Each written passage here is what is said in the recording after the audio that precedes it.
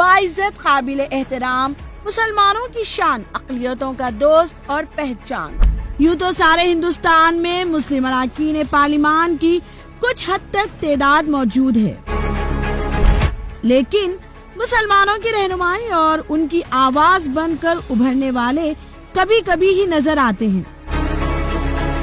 बावजूद इसके सदर मोहतरम आज भी ऐवान बाला में अपने आप को तन्हा पाते हैं, क्योंकि मुस्लिम अरकान पार्लिमान की तादाद में कोई खास इजाफा नहीं हो रहा है। अगर हिंदुस्तान की लोकसभा अगर आपके 10 से 15 एमपी होते, सोचो तस्वुर की दुनिया में आपको लेकर जा रहा हूं, अगर 10 से 15 मुस्लिम एमपी होते तो हिंदुस्तान की पार्लियामेंट में असदुद्दीन ओवैसी अकेला महसूस नहीं करता अपने आप को। मैं अकेला महसूस नहीं करता, यकीनन अकेला महसूस किया मैं। क्यों अकेला महसूस किया मैं? सबके पास जाकर समझा रहा था, हर एक के पास गया, और खुदा की कसम मुझे जिंदगी में कभी इतना अकेलापन महसूस नहीं हुआ। मैंने अपने हाथों से अपनी बात के जिस्म को खबर में उतारा, उस वक्त भी अकेलापन महसूस नहीं हुआ जब मैं अपनी आंखों के सामने देख रहा था कि मेरी शरीयत में मुदाखलत की जा रही। मैं बेबस था, अकेला देख रहा था, ऐसा दिख रहा था कि दोबारा 6 दिसंबर मेरे आंखों के सामने नजर आ रही कि किस तरह से तुमने मेरे मस्जिद के ईंटों को निकाला था, उस तरह का एक मंजर पेश हो रहा था। मुल्क के किसी भी कोने में किसी भी तबके के साथ होने वाली जुल्म ज़्यादतियों के खिलाफ आवाज उठाने वाले सदर मजलिस जनाब बैरिस्टर असदुद्दीन ओवैसी का अंदाज ही अनोखा है। का जवाब ओवैसी साहब दे दें कि बाबर को वो आक्रमणकारी मानते हैं या नहीं मानते। पुष्पमित्रा संघा को आप क्या मानते हैं बताओ? जम्मू के वो कश्मीर के वो राजा को क्या मानते हैं जिसके पास एक फौज थी मंदिरों को तोड़ने के लिए? आप क्या मानते हैं?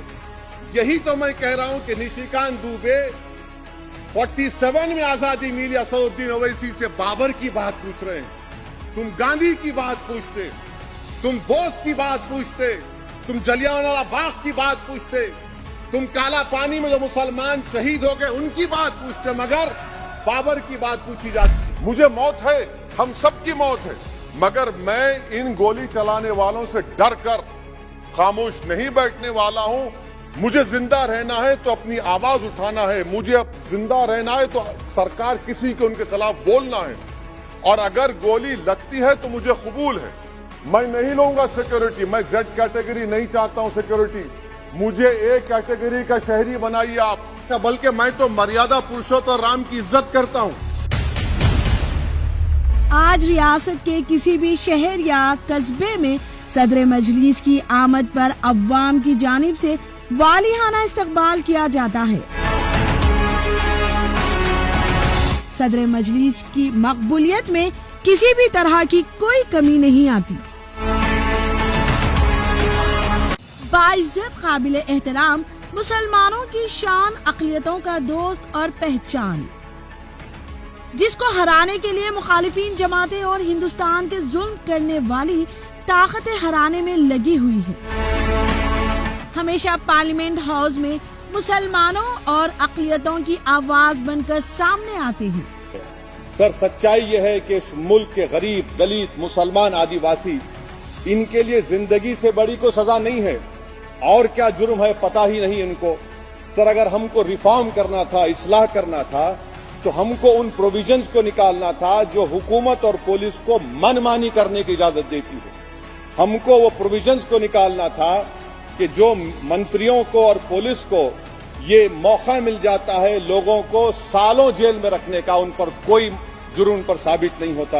हस्बे इख्तिलाफ हुक्मरान जमात व दिगर सियासी पार्टी कायदीन का सवालात का भरपूर और मुंहतोड़ जवाब देने की सलाहियत रखते हैं।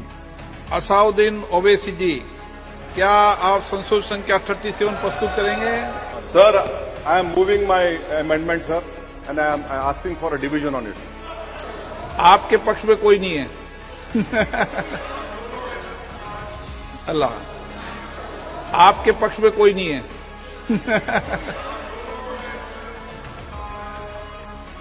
अल्लाह। MIM सरबराह जनाब असदुद्दीन अवैसी एक ऐसे वाहिद रुकने पार्लियामेंट है जो कौम और मिल्लत के लिए हर चैलेंज का सामना कर लेते हैं। मेरे भाई बेदार हो जाओ, सिर्फ वोट डालने वाले मत बनो। तुम कोई बकरे नहीं हैं कि जिस हर एक के पीछे चलोगे। तुमको शेर बनना है, तुमको कौम की क़ियादत करना है, तुमको मुल्क को लेकर आगे बढ़ना है। ये मदरसा इत्तेहादुल मुस्लिमीन का पैगाम है कि आप तमाम से अपील कर रहा हूँ, जमात को आपको कामयाब करना है।